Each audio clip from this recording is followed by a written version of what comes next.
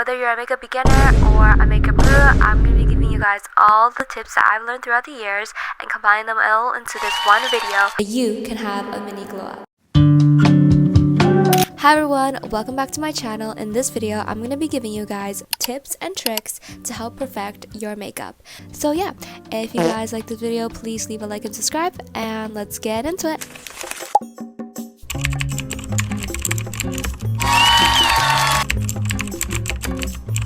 Guys, before we get into this makeup and tips and tricks video, I've got a little package for you guys. This is from Judy Doll. This package has a lot of my makeup essentials. A lot of the makeup I use and own is from Judy Doll. It's a Chinese owned makeup brand. Yeah, let's get into unboxing this little package. I'm super excited. This one first, and then I'm gonna open the other one. This Judy Doll watery multi-use color balm in this shade CO2. It's super iridescent and pretty. It looks like a yo-yo. Really pretty balm, and I think it's a lip and cheek like multi-use. Oh, it's very smooth. Alright, second thing I see is the Judy Doll Mood 7 color eyeshadow palette. I haven't tried any of Judy Doll's palettes, but I do know that they're very buttery and smooth. Ooh, it's super shiny. Look, normal shades also have a lot of pigment to them.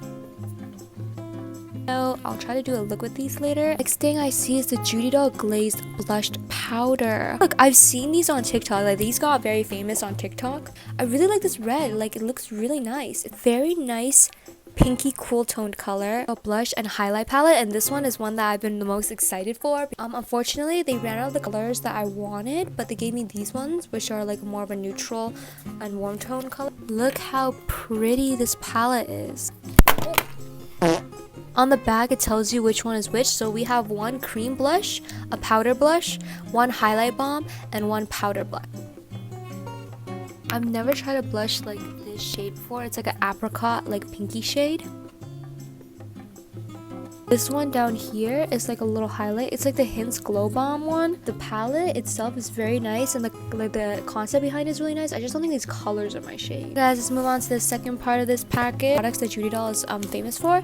It's their metal stick lip balm. Actually, look how sleek it is. And the selling point is that the applicator is a metal applicator. Like, when you apply it, it's really cold on the skin. So we have the Judy Doll highlighting powder. Very nice. The shade, it's very golden shimmery. And look at the tip, it's so thin. Ooh, that felt very thin too. I feel like you would need to have a level of control to use this one. The Judy Doll curling iron mascara. Basically, when you unscrew it, it has, instead of like a typical mascara wand, it looks like this. It's a metal wand. This before, and it actually does do a lot for your lashes. Keep watching this video for the tutorial and tips version. I'm going to be showing you guys how I do my everyday makeup, and I'm going to be giving you guys some tips along the way. Keep in mind that all the things I'm teaching you are things that I've learned for my face shape and my features, so definitely try to apply it in your own way instead of copying it directly. And here are some tips and tricks of how to ace your makeup. Now, the first rule I do is that I like to pick a color palette. I mentioned this in my glow up video.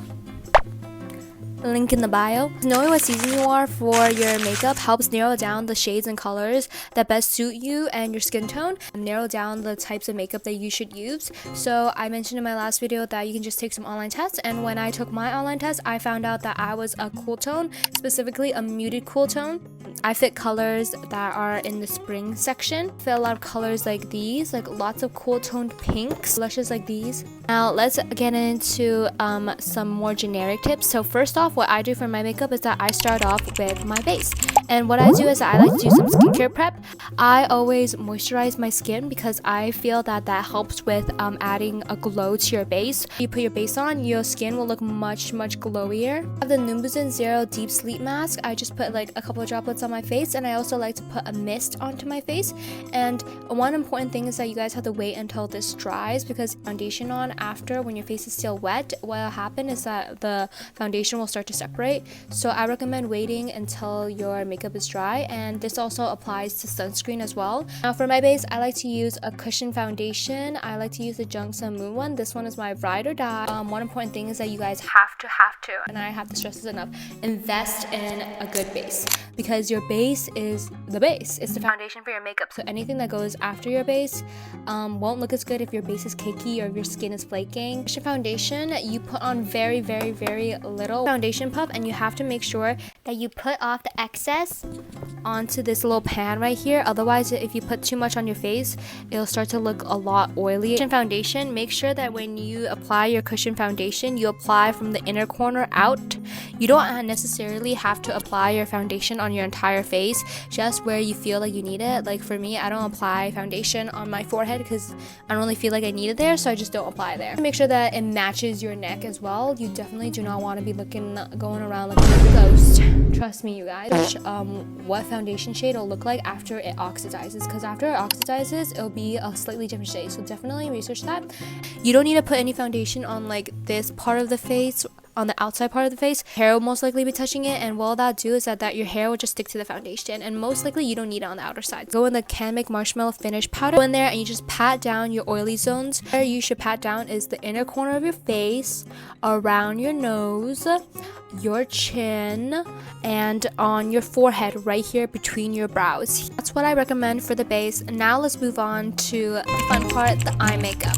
Now for the eye makeup, I use this Clio Co-Short palette. It's very cute. It has a lot of the shades that are best suited for my skin tone. What you do is that you pick out the lightest shades and you just put it across all of your eyes. This is like pretty standard like K-beauty doing makeup.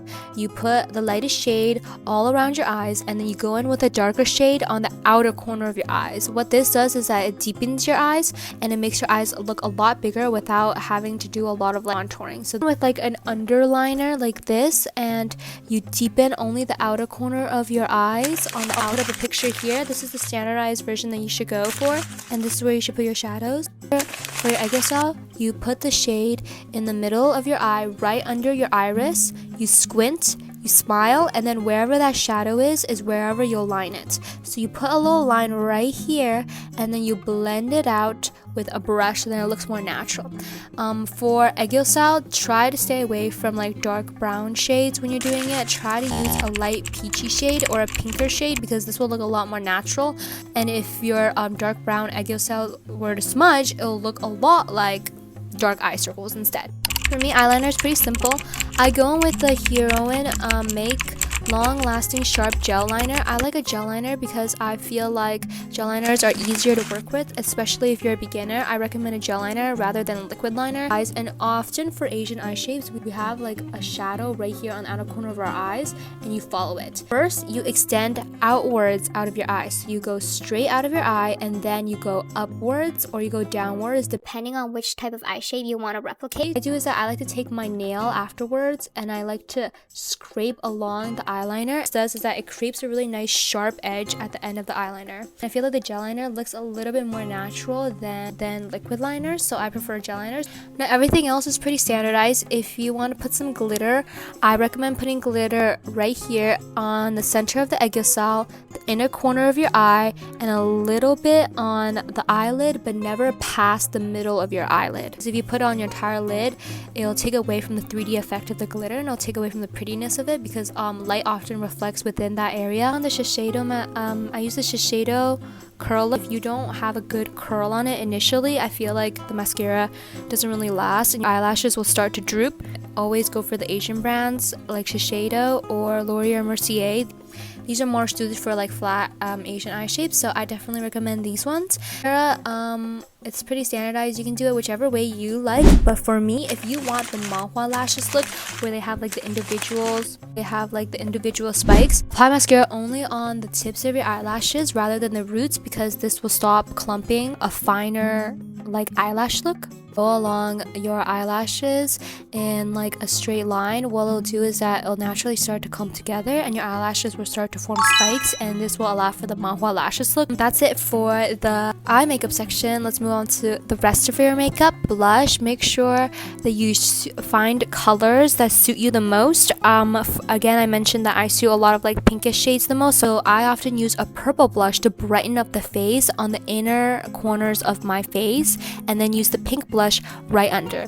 Now, for me, blush color is really important, and also blush placement. This means is that the way you place your blush oftentimes can complement your face shape and can help you have a desired effect. For example, if you put blush on the center of your face, oftentimes you look a lot more youthful than if you were to put blush on the cheekbones of your face, then you would look more angular and more sharp. A rounder face like me, what I would recommend is that when you take your blush, you look at where your eye is, the center of your eye, and you place it directly under your eye right here. Rather than applying it on like the highest point of your cheek. For round faces, what it often does is it accentuates the width of your face, and this often. Now, moving on to lippies. For lippies, what I found is that if you have naturally fuller lips, matte lips look better on you, and if you have naturally thinner lips, then glosses oftentimes look better on you. Your lips, I highly recommend that you get a lip liner of some sort. This one is by Lily by Red, and it's this smiley lip blending stick, and what this does is that it offers a really nice fuller look to your lips once you line the outer corner of your lips and your cupid's bow. That's what I do. And then I would place one of my favorite glosses. This one is the Crystal Glam Tint by Clio. This one offers a really nice glossy finish to it, so I like to use this one. One thing about using glosses or using lip muds or anything, you always have to scrape off the excess off your applicator, because if you put too much, then it'll sink into the wrinkles of your lips and accentuate it rather than offer like a clear, nice gloss. And for added 3D effect, I like to take a deeper shade and the inside of my lips and then blend it out, and what this does is that it offers a more 3D shape to my lips and makes the lips look fuller. But I often recommend that you blend the corners of your lips with your finger to make sure that there are no harsh lines. You are a glowy girl like me and you prefer your makeup to look a little more glowy, I often recommend the Hints Glow Bomb. And I often recommend the Hints Glow Bomb because this glow bomb is really nice and giving you a good 3D look to your face. I recommend putting it on the highest point of your cheekbone, then putting it on your nose bridge right here, putting it under your eyebrow, because once you put it under your eyebrow, it'll offer a lot more of a 3D look and you'll make your face look a lot. The thing that I want to mention is that for eyebrows, eyebrow shapes are very important in how you can customize your face. This briefly in my last glow up video, but to go more into depth, here are some examples of how different eye shapes can affect your face shape and affect the look that you're going for and affect this kind of style that you're trying to emanate. Oftentimes, straighter brows are linked to youthfulness and purity, and angular brows are more linked to like sexiness and having a more angular face shape. Obviously, this is all up to your preference, but also there are usually different eyebrow shapes that are more suited for each face shape. For me, I always like to extend my eyebrows a little bit further back, because what this does is that this helps decrease the width of my face. One final tip I like to give you guys is mole placement. Sometimes you'll see that in a lot of like doing makeup videos, they'll put on fake moles, like they'll take an eyeliner and put on fake moles. If you put a mole on your nose, what it does is that it drags the attention to the center of your nose. Your nose look more sharp and less bulbous. So definitely try different mole placements. I'll give you guys some examples of different makeup looks with different mole placements and how they kind of like change each face shape and how they kind of add a more pizzazz to the makeup look. And mole placements can drag attention to a certain part of your face that you might like more or help accentuate it. If you have a mole placement on your chin, it makes your chin look a little bit longer and help elongate your face shape. Some tricks that I've learned throughout the years. One last thing is that if you want your base to stay, I recommend a setting spray. Setting spray can help with sealing everything together. I use the Judy Doll setting spray. Guys, these are all my tips and tricks on how you can have a mini glow up with makeup.